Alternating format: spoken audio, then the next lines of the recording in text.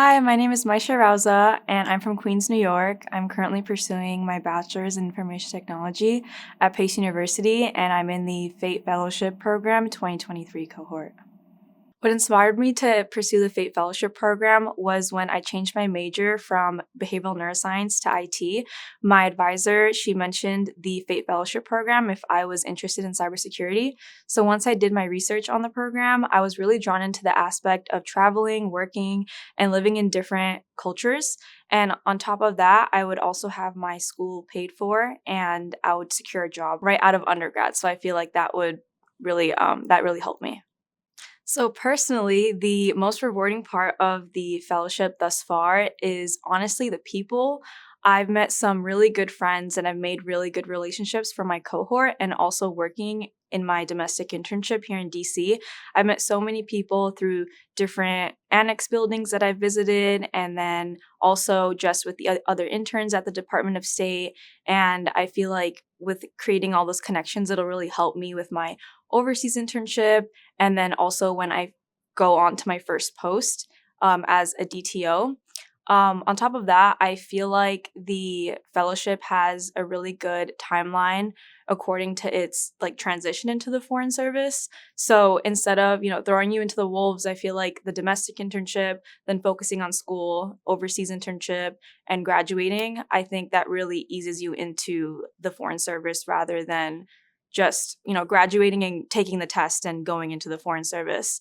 And there's a lot of emphasis on knowing the right people and just making those connections here domestically so that you can contact them when you're overseas in case you run into any problems.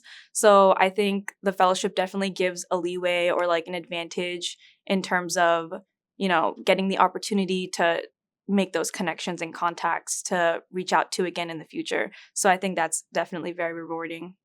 So my advice for those who are thinking of applying for the fellowship, honestly, it's very cliche because I didn't think that I would get in once I applied, but I would just say go for it because, like I just said, I didn't know that I was going to get in until I applied.